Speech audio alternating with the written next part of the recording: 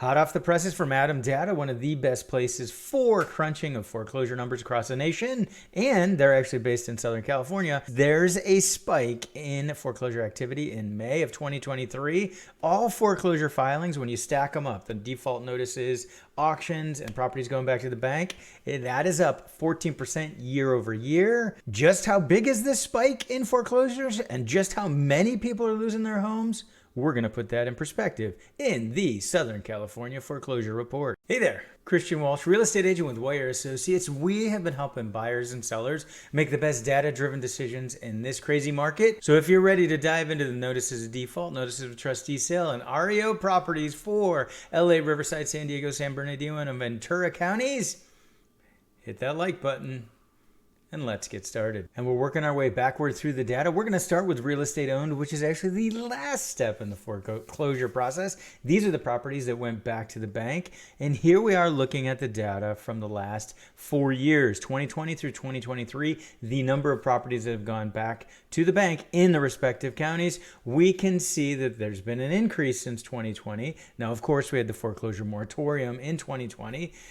But numbers are down in some respects. So for example, Los Angeles, only 8 properties went back to the bank in the month of May in 2023. A total of about 30 homes went back to the bank in all of Southern California for the month of May of 2023. Now, anybody losing their home is sad, but we're going to put this into context. Let's go ahead and look at more normal years. And what do I mean by more normal years for foreclosures? Foreclosures happen all the time in any market, whether it's up or down. And we can see the drop that we've had since 2015 when we were still coming out of the global financial crisis. Some of the last properties going through the foreclosure process were kicking out. And then we can see that it continued to decrease. The big drop was, of course, COVID. When the foreclosure moratorium went into effect, that meant properties weren't kicking out, weren't going all the way through the foreclosure process. Now, we can see already when we compare these numbers, the 30 we have for Southern California is very small as compared to any years past since 2019 and before. These are much lower numbers. In fact, in Riverside in 2019, we had 33 alone go back to the bank. So we're at lower numbers. So even though we see the year over year increase nationally, here, locally, some have gone up, some have gone down. More context when you compare it to the global financial crisis. 2011, when you look at just Los Angeles, we had 1,500 plus, almost 1,600 homes going back to the bank in 1 month in Los Angeles alone. There's approximately 160 times more homes going back to the bank in 2011 in 1 month versus now. All right, moving into the other layers of the Southern California Foreclosure Report, we're looking at notices of default for the months of May. We don't have LA in here. We'll show you LA next. Changes of scale, tough to read these smaller numbers. And what we have here is we can see that the notices of default, the first stage in foreclosure. So remember, someone misses a payment, minimum of 120 days later, the notice of default can be filed. 90 days later, the trustee sale can be issued, and 21 days later, that sale can take place. It often takes much longer. We're going to show you approximately what it takes on a national level for a property to move through foreclosure.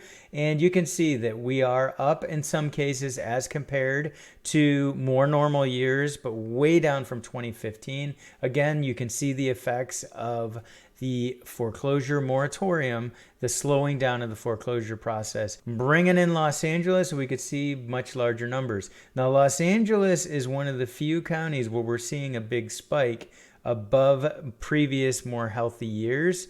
And we can see here that the 555 that we have in Los Angeles for properties that have started in the first steps of foreclosure. We can attribute some of this to the eviction moratorium that was going on in LA, where landlords were not getting payment for the rental properties they had, and they weren't able to make their payments for the properties on the mortgages. And that is something that has just expired. We're a couple months out of that, but of course it's not going to be easy for landlords to catch up when you've been missing 3 years of income. Now, we put this into perspective and we can see that the numbers are down from 2011.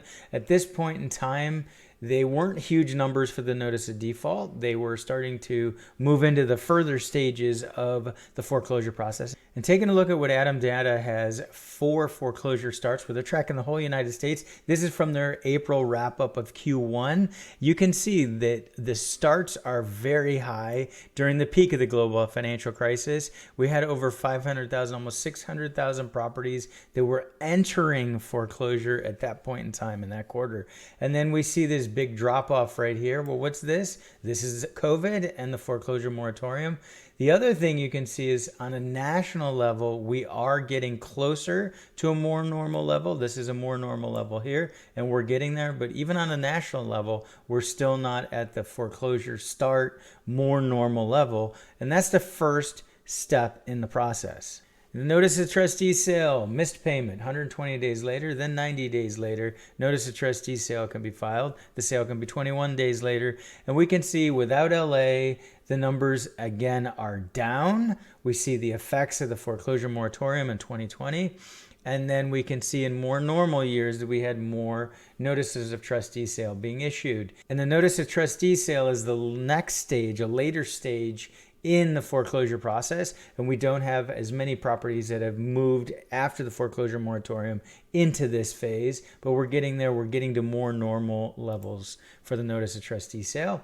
And you bring in Los Angeles, and Los Angeles has started to get to more normal levels of the notice of trustee sale as compared to years past. What we do expect is this number will continue to increase because we have so many properties that have gone into the notice of default stage. Make sure you subscribe to our free weekly email newsletter so you get the charts from this video. Don't forget, there's no surprises with the foreclosure process. It is a process. And what do I mean by no surprises? They're not just going to instantly show up as a auction and go on the courthouse steps. They must go through the process first, and it must move like a wave. So you're going to have properties go into that first step, then the next step, and finally come to auction. We will see an increase in the number of properties going to the courthouse steps in Los Angeles, more than normal the years that we've had before. It will exceed that based on the trend that we're seeing.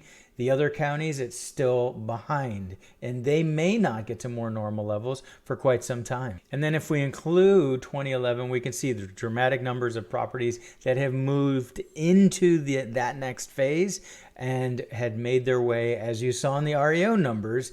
They ended up, most of them, going to the foreclosure sale and becoming bank-owned properties. So with this context and perspective, you can see that we are still very, very far away from the way things were before, when we had dramatic price drops because we had dramatic levels of inventory. And now looking at the last step, the completed foreclosures, properties going back to the bank. Of course, we see this massive spike, almost 300,000 properties going back to the bank in that quarter.